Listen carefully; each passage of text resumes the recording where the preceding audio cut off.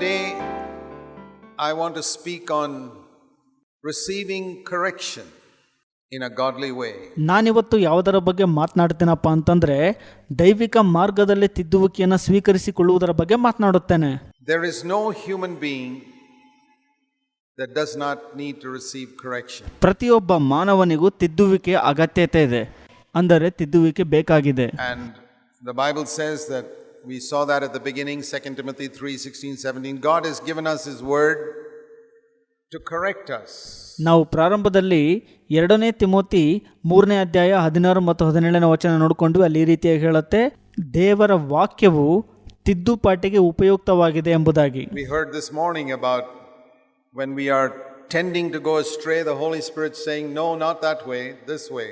ನಾವು ಬೆಳಗಿನ ಸಮಯದಲ್ಲಿ ಕೇಳಿಸ್ಕೊಂಡ್ವಿ, ನಾವು ದಾರಿ ತಪ್ಪಿ ಹೋಗುವಾಗ ಪವಿತ್ರಾತ್ಮನು ಈ ರೀತಿಯಾಗಿ ಹೇಳುತ್ತಾನೆ, ಇಲ್ಲ ಆ ಮಾರ್ಗ ಅಲ್ಲ ಈ ಮಾರ್ಗ ಎಂಬುದಾಗಿ. We also read in the Bible about God disciplining us when we don't listen to correction. ನಾವು ಸತ್ಯವೇದದಲ್ಲಿ ಈ ರೀತಿಯಾಗಿ ಓದುತ್ತೇವೆ, ನಾವು ಯಾವಾಗ ತಿದ್ದುವಿಕೆಯನ್ನ ಕೇಳಿಸಿಕೊಳ್ಳುವುದಿಲ್ಲವಲ್ಲ ಆಗ ದೇವರು ನಮ್ಮನ್ನು ಶಿಸ್ತುಪಡಿಸುತ್ತಾರೆ ಅಂತ. So there's correction and there's discipline.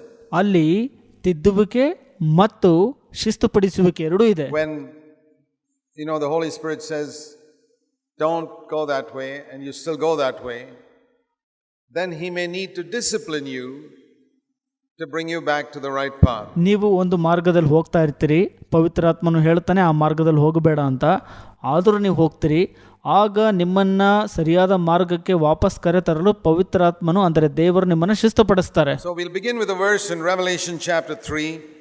Now you know that the church in Laodicea was perhaps the most worldly, proud, wealthy church of all the 7 churches in Revelation. ನಾವು ಪ್ರಕಟಣೆ 3ನೇ ಅಧ್ಯಾಯದಲ್ಲಿರುವಂಥ ವಚನದಿಂದ ಪ್ರಾರಂಭಿಸೋಣ. ನಿಮಗೆಲ್ಲರಿಗೂ ಗೊತ್ತಿದೆ, ಲವೋದಿಕೀಯದಲ್ಲಿರುವಂಥ ಸಭೆಯು ಪ್ರಕಟಣೆ ಪುಸ್ತಕದಲ್ಲಿ ಹೇಳಿರುವ ಎಲ್ಲ 7 ಸಭೆಗಳಲ್ಲಿ ಹೆಚ್ಚು ಗರ್ವವುಳ್ಳದ್ದಾಗಿತ್ತು ಮತ್ತು ಐಶ್ವರ್ಯವುಳ್ಳದ್ದಾಗಿತ್ತು. In fact, the Lord had nothing good to say about them. Even in Sardis, He said, but there are still a few among you who will walk with me in white. There was at least one good thing in Revelation 3:4. But when it came to the church in Laodicea, there was not even one good thing that He could say. ಕರ್ತರಿಗೂ ಕೂಡ ಆ ಸಭೆಯ ಬಗ್ಗೆ ಹೇಳಲು ಯಾವ ಒಳ್ಳೆಯ ವಿಷಯಗಳು ಸಹ ಇರಲಿಲ್ಲ. ಸಾರ್ದಿಸಿ ಸಭೆಯ ಬಗ್ಗೆ ದೇವರು ಪ್ರಕಟಣೆ 3ನೇ ಅಧ್ಯಾಯ 4ನೇ ವಚನದಲ್ಲಿ ಈ ರೀತಿಯಾಗಿ ಹೇಳ್ತಾರೆ, ನಿಮ್ಮಲ್ಲಿ ಕೆಲವರು ಯೋಗ್ಯರಾಗಿರುವುದರಿಂದ ಶುಭ ವಸ್ತ್ರಗಳನ್ನು ಧರಿಸಿಕೊಂಡು ನನ್ನ ಜೊತೆಯಲ್ಲಿ ನಡೆಯುವರು ಅಂತ. ಒಂದಾದರೂ ಒಳ್ಳೆಯ ಸಂಗತಿ ಅವರಲ್ಲಿತ್ತು. ಆದರೆ ಲವೋದಿಕೀಯ ಸಭೆಯ ವಿಷಯಕ್ಕೆ ಬಂದಾಗ ದೇವರಿಗೆ ಹೇಳಲು ಒಂದು ಒಳ್ಳೆಯ ಸಂಗತಿ ಕೂಡ ಇರಲಿಲ್ಲ. It was the worst church, and all He had to say was, you're neither cold nor hot, etc., etc., etc. And then He says amazing words to the worst church. Verse 19, it's those whom I love that I rebuke and I discipline. ಇದು ಒಂದು ಕೆಟ್ಟ ಸಭೆಯಾಗಿತ್ತು. ದೇವರು ಅಲ್ಲಿ ಹೇಳಕ್ಕೆ ಇಷ್ಟಪಡ್ತಾರೆ, ನೀನು ತಣ್ಣಗಾಗಲಿ ಬೆಚ್ಚಗಾಗಲಿ ಇದ್ದರೆ ಒಳ್ಳೆಯದಿತ್ತು ಅಂತ, ಹಾಗೂ ಇನ್ನಿತರ ಸಂಗತಿಗಳನ್ನ ಕೂಡ ಹೇಳ್ತಾರೆ. ಆದರೆ ಇಂತಹ ಕೆಟ್ಟ ಸಭೆಗೆ ದೇವರು 19ನೇ ವಚನದಲ್ಲಿ ಅದ್ಭುತವಾಗಿ ರೀತಿಯಾಗಿ ಹೇಳ್ತಾರೆ, ನಾನು ಯಾರನ್ನು ಪ್ರೀತಿಸುತ್ತೇನೋ ಅವರನ್ನು ಗದರಿಸುತ್ತೇನೆ ಮತ್ತು ಶಿಕ್ಷಿಸುತ್ತೇನೆ ಅಂತ. Imagine Jesus loved even that worst church, the worst elder and the worst believer sitting here. ಹೀಗಿದ್ದರೂ ಸಹ ಯೇಸು ಇಂತಹ ಒಂದು ಕೆಟ್ಟ ಸಭೆಯನ್ನ, ಕೆಟ್ಟ ಸಭೆಯ ಹಿರಿಯರನ್ನ ಮತ್ತು ಇಲ್ಲಿ ಕೂತಿರುವಂಥ ಕೆಟ್ಟ ವಿಶ್ವಾಸಿಗಳನ್ನು ಪ್ರೀತಿಸುವವರಾಗಿರ್ತಾರೆ. He loves you. And one proof of His love is He will reprove you, He will correct you, He will rebuke you. ಆತನು ನಿಮ್ಮನ್ನು ಪ್ರೀತಿಸುತ್ತಾನೆ. ಆತನು ನಿಮ್ಮನ್ನು ಪ್ರೀತಿಸುವುದರ ಗುರುತೇನಪ್ಪ ಅಂತಂದರೆ ಅದು ನಿಮ್ಮನ್ನು ತಿದ್ದುವಂಥದ್ದು ಮತ್ತು ನಿಮಗೆ ಗದರಿಸುವಂಥದ್ದಾಗಿದೆ. And He will discipline you so that you can be zealous and repent. ಮತ್ತು ಆತನು ನಿಮ್ಮನ್ನು ಶಿಕ್ಷಿಸುತ್ತಾನೆ, ಯಾಕಂದ್ರೆ ನೀವು ಅತ್ಯಾಸಕ್ತಿಯಿಂದ ಕೂಡಿರಬೇಕು ಮತ್ತು ಮಾನಸಾಂತರ ಪಡಬೇಕು ಅಂತ. Not half-heartedly and say, yeah, I think I was a bit wrong there. That's not zealous repentance. ಅದು ಬಿಟ್ಟು ನೀವು ಅರ್ಧಂಬರ್ಧ ಹೃದಯದಿಂದ ಕೂಡಿದವರಾಗಿ ಹೌದು ನನ್ನಿಂದ ಅಲ್ಲಿ ತಪ್ಪಾಗಿದೆ ಎಂಬುದಾಗಲ್ಲ, ನೀವು ಅತ್ಯಾಸಕ್ತಿಯಿಂದ ಕೂಡಿದವರಾಗಿ ಮಾನಸಾಂತರ ಪಡಬೇಕು. That's not the way to receive correction. ತಿದ್ದುವಿಕೆಯನ್ನ ಸ್ವೀಕರಿಸಿಕೊಳ್ಳುವ ವಿಧ ಅದಲ್ಲ. Yeah, now that you say it, I think you're probably right. There's no hope for such people. ಈಗ ನೀವು ಹೇಳಬಹುದು, ಹೌದು ನಾನು ಈಗ ಸರಿಯಾಗಿದ್ದೀನಿ ಅನ್ಸತ್ತೆ ಅಂತ. ಇಂತಹ ಜನರಿಗೆ ಯಾವ ನಿರೀಕ್ಷೆನೂ ಇರೋದಿಲ್ಲ. It's those who are zealous. Oh, I really see I was totally wrong there. I was totally wrong. Boy, there's tremendous hope for such people. ಯಾರು ಅತ್ಯಾಸಕ್ತಿಯಿಂದ ಕೂಡಿದವರಾಗಿ ಈ ರೀತಿಯಾಗಿ ಹೇಳ್ತಾರಲ್ಲ, ಹೌದು ನಾನು ಸಂಪೂರ್ಣ ಅಲ್ಲಿ ತಪ್ಪಿದ್ದೇನೆ, ಹೌದು ನಾನು ಅಲ್ಲಿ ಸಂಪೂರ್ಣ ತಪ್ಪಿದ್ದೇನೆ ಎಂಬುದಾಗಿ ಯಾರು ಹೇಳ್ತಾರಲ್ಲ, ಅಂಥವರಿಗೆ ಅದ್ಭುತವಾದ ನಿರೀಕ್ಷೆ ಇದೆ. But I tell you, I have rarely ever seen such repentance.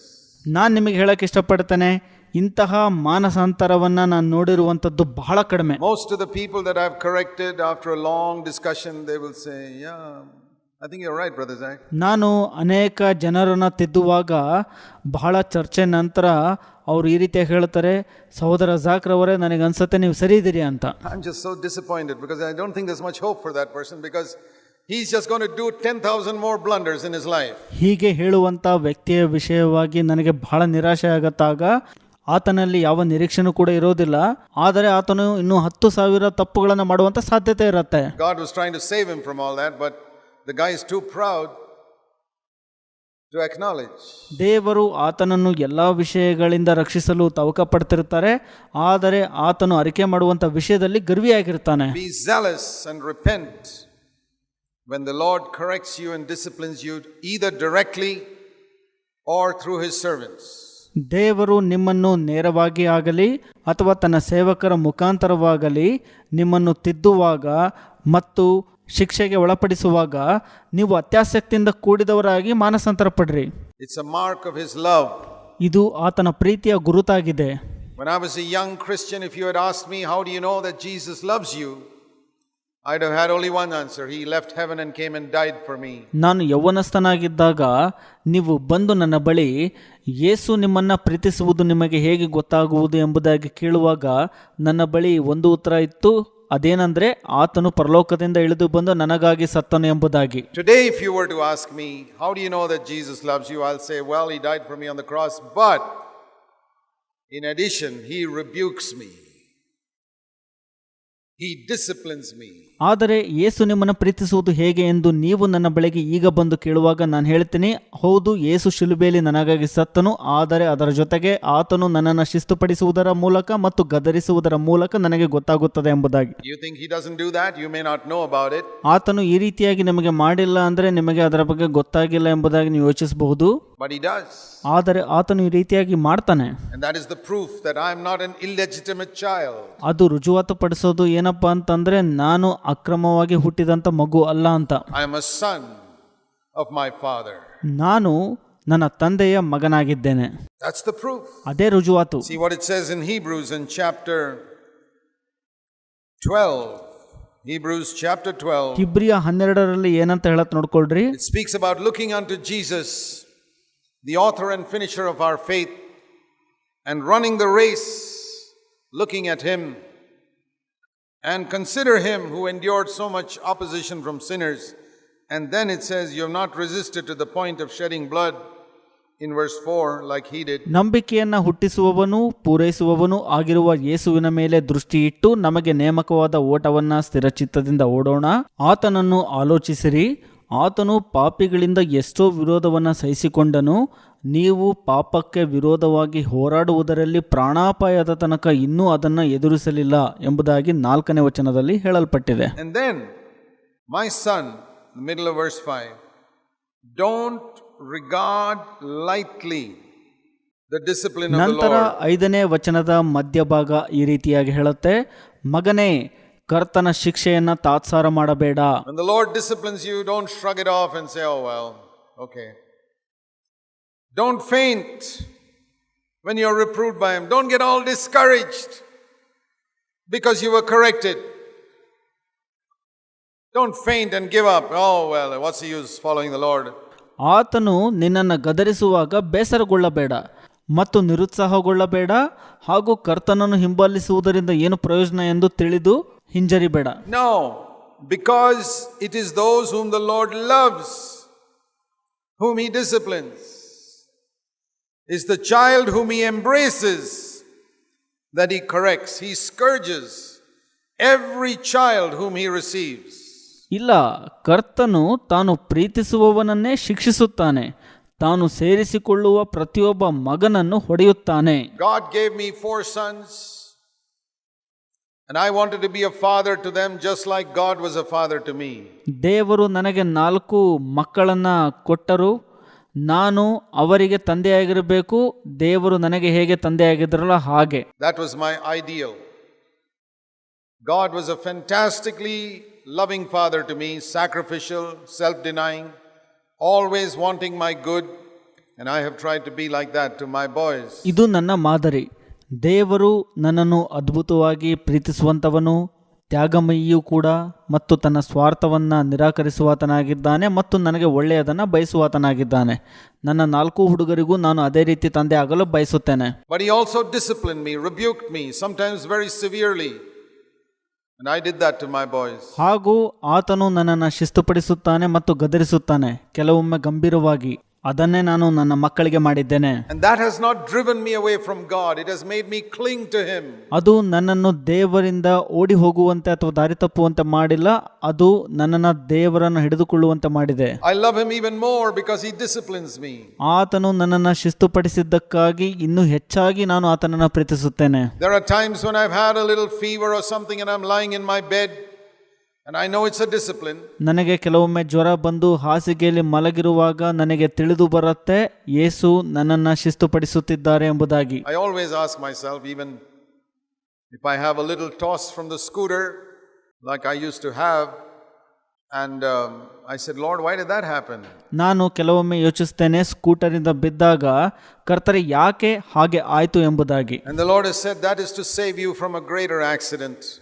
Don't drive so fast. ಆಗ ದೇವರು ಹೇಳಿದ್ದಾರೆ, ಆ ಅಪಘಾತ ನಡೆದಿರುವುದು ಇನ್ನೂ ದೊಡ್ಡ ಅಪಘಾತದಿಂದ ನಿನ್ನನ್ನು ಕಾಪಾಡುವುದಕ್ಕಾಗಿ ನೀನು ವೇಗವಾಗಿ ಗಾಡಿ ಓಡಿಸಬೇಡ ಅಂತ. So there is a warning there. ಅಲ್ಲಿ ಒಂದು ಎಚ್ಚರಿಕೆ ನನಗೆ ಹೇಳ್ತಾರೆ. Thank you, Lord. Thank you for these little warnings that save me from bigger collisions. And I really have to thank God. 45 years I've ridden a scooter and never had a head-on collision with anywhere because of these little warnings God has given me.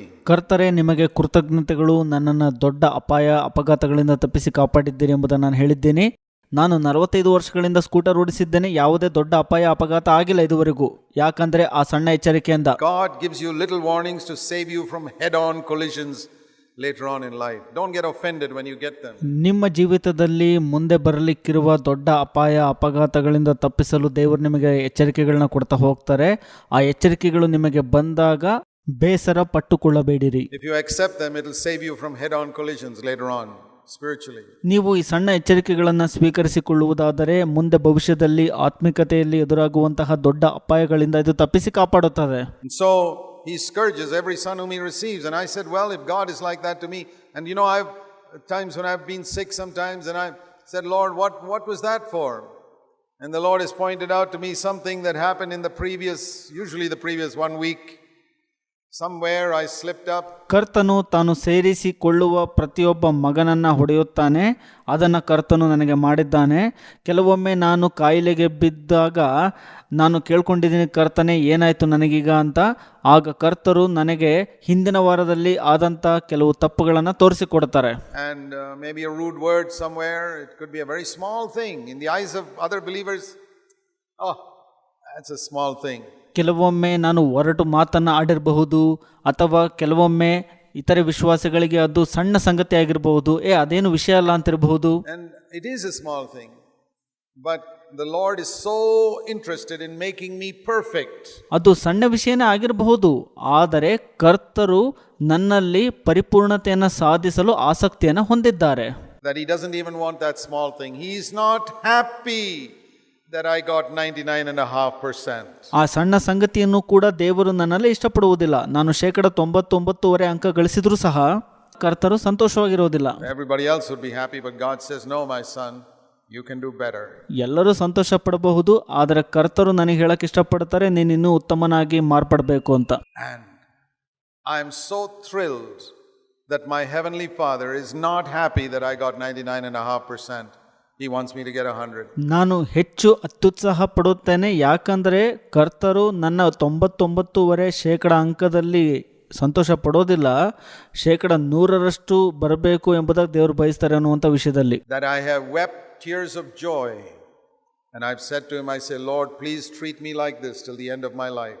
ನಾನು ಸಂತೋಷದಿಂದ ಕಣ್ಣೀರು ಸುರಿಸಿ ಕರ್ತರಿಗೆ ಈ ರೀತಿಯಾಗಿ ಹೇಳಿದ್ದೇನೆ, ಕರ್ತರೆ ನನ್ನನ್ನು ಕಡೆಯವರೆಗೂ ಇದೇ ರೀತಿಯಾಗಿ ನೋಡಿಕೊಳ್ಳಿರಿ ಎಂಬುದಾಗಿ. Please treat me like this till the end of my life, that if I slip up even slightly, I lose half a mark somewhere. Pull me up. Put me in bed. Do something so that I'm protected. ಕರ್ತರೆ ನನ್ನನ್ನು ಕಡೆಯವರೆಗೂ ಇದೇ ರೀತಿಯಾಗಿ ನೋಡಿಕೊಳ್ಳಿರಿ, ನಾನು ಸಣ್ಣದಾಗಿ ಜಾರಿ ಬಿದ್ದರೂ ಸಹ, ನಾನು ಅರ್ಧ ಅಂಕವನ್ನು ಎಲ್ಲಾದರೂ ಕಳ್ಕೊಂಡಿದ್ರೂ ಸಹ ನನ್ನನ್ನು ಎಳಿರಿ, ಹಾಸಿಗೆಯಲ್ಲಿ ನನ್ನನ್ನು ಹಾಕಿರಿ, ಏನಾದರೂ ಒಟ್ಟಾರೆಯಾಗಿ ಮಾಡಿರಿ, ಇದರಿಂದ ನಾನು ಸಂರಕ್ಷಿಸಪಡಬಹುದಾಗಿದೆ ಎಂಬುದಾಗಿ ಹೇಳಿದ್ದೀನಿ. Because I know this is the mark of your love. I promise you, Lord, I'll not get offended. ನನಗೆ ಗೊತ್ತಾಗಿದೆ ಕರ್ತರೆ, ಇದು ನಿನ್ನ ಪ್ರೀತಿಯ ಗುರುತು ಎಂಬುದಾಗಿ. ಕರ್ತರೆ, ನಾನು ನಿಮಗೆ ಮಾತನ್ನು ಕೊಡ್ತೇನೆ, ನಾನು ಎಂದಿಗೂ ಬೇಸರ ಪಟ್ಟುಕೊಳ್ಳುವುದಿಲ್ಲ ಅಂತ. I promise you I'll not get discouraged. I promise you I'll submit to your correction. ಕರ್ತರೆ, ನಾನು ಮಾತು ಕೊಡ್ತೇನೆ, ಎಂದಿಗೂ ನಿರುತ್ಸಾಹ ಪಡೋದಿಲ್ಲ ಮತ್ತು ನಿನ್ನ ತಿದ್ದುವಿಕೆಗೆ ನಾನು ಒಳಪಡ್ತೇನೆ ಮತ್ತು ಅಧೀನನಾಗ್ತೀನಿ. And I tell you, it's made me a much better man. ನಾನು ನಿಮಗೆ ಹೇಳಕ್ಕೆ ಇಷ್ಟಪಡ್ತೀನಿ, ಇದು ನನ್ನನ್ನು ಇನ್ನೂ ಉತ್ತಮ ಮನುಷ್ಯನನ್ನಾಗಿ ಮಾಡಿದೆ. It will make you too. ಅದು ನಿಮ್ಮನ್ನು ಕೂಡ ಮಾಡುತ್ತೆ. God will do it, but if he sees that you get offended by his correction, he'll leave you alone. ದೇವರು ಅದನ್ನು ಮಾಡ್ತಾರೆ. ನೀವು ಆತನ ತಿದ್ದುವಿಕೆಗೆ ನಿರುತ್ಸಾಹ ಪಡೋದಾದ್ರೆ ಆತನು ನಿಮ್ಮನ್ನು ಬಿಟ್ಬಿಡ್ತಾನೆ.